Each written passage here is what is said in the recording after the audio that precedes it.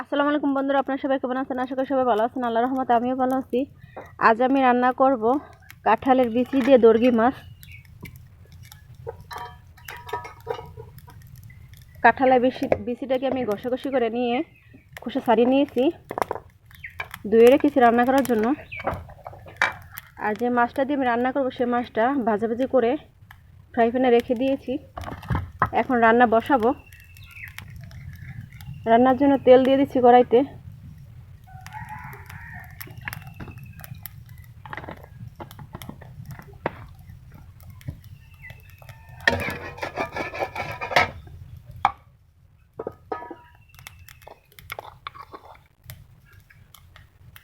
এখন এতে পেঁয়াজ বাটা দিয়ে দিচ্ছি।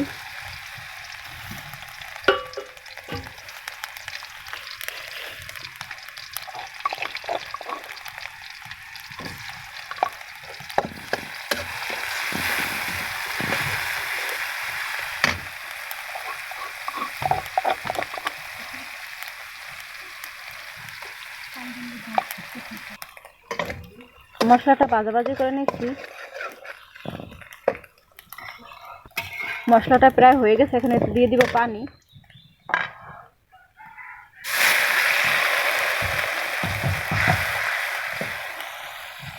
দিয়ে দিচ্ছি পরিমাণ মতো হলুদ গুঁড়া,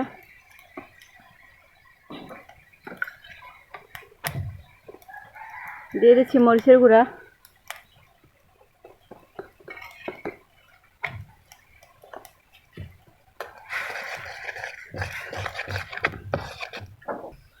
দিয়ে দিচ্ছি স্বাদ মতো লবণ।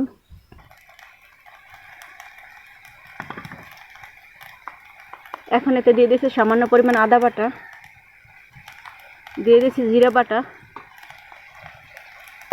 আবার একটু নেড়ে চেড়ে নিচ্ছি।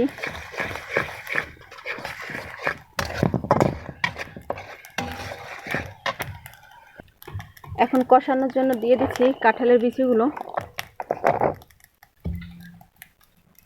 আপনারা চাইলে কাঁঠালের বিচিটাকে যে কোনো ধরনের মাছ দিয়ে রান্না করে খেতে পারেন।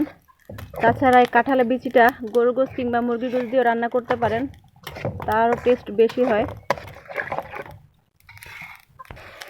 কাঁঠালের বিচিটাকে উল্টে পাল্টে ভালোভাবে কষিয়ে নিচ্ছি। মজাদার রেসিপিটি আপনারা যদি রান্না করে খেতে চান তাহলে আমার মতো করে বাসায় বানিয়ে একবার ট্রাই করতে পারেন। খুবই মজাদার।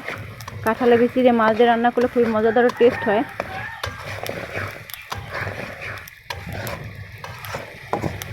এই তরকারিটা আমি বেশি একটা ঝোল রাখবো না।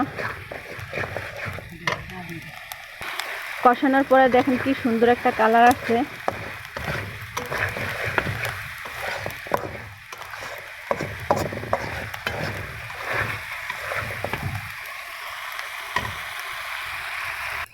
কষানো হয়ে গেছে, এখন সেদ্ধ হওয়ার জন্য আমি পানি দিয়ে দিব।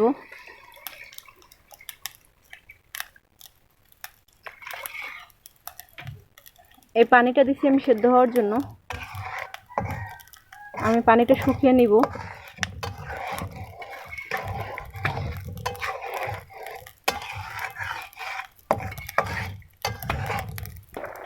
এখন কাঁঠালের বিচির মধ্যে দিয়ে দিব ভেজে রাখা মাছ ভাজাগুলো।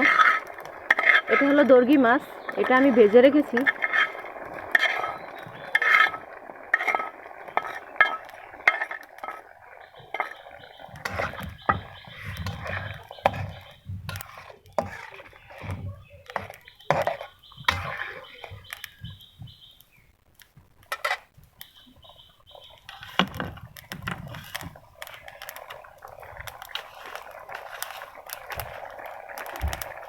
দেখেন বন্ধুরা কি সুন্দর একটা কালার আসছে।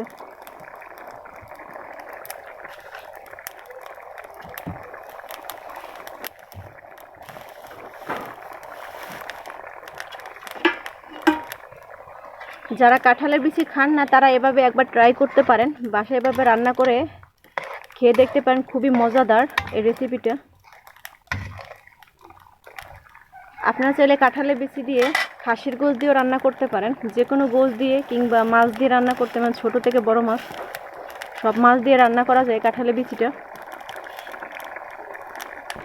তরকারিটা প্রায় হয়ে আসছে, ঝোলটা শুকিয়ে নিয়েছি।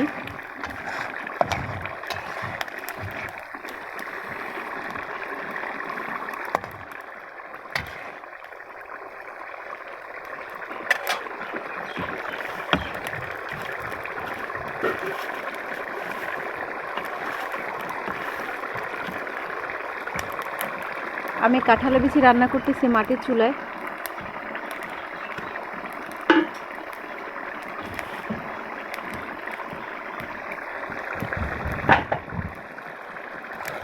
তরকারিটা হয়ে গেছে, এখন নামিয়ে ফেলবো।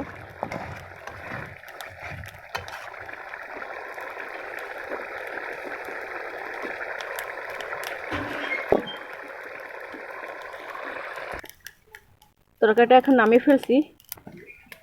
রেডি হয়ে গেল আমার কাঁঠালের বিচি দিয়ে দর্গি মাছ রান্না।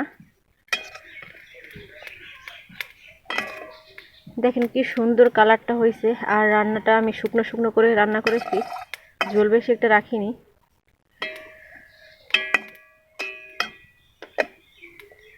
কাঁঠালের বিচিটাও সেদ্ধ হয়ে গেছে।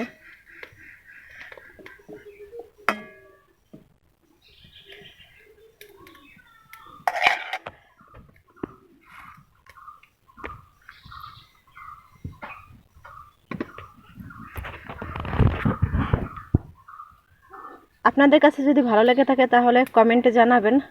আর চলে আসবো অন্য একটি নতুন রেসিপি নিয়ে, নতুন একটি ভিডিও নিয়ে। ততক্ষণ পর্যন্ত আপনারা সুস্থ থাকুন, ভালো থাকুন।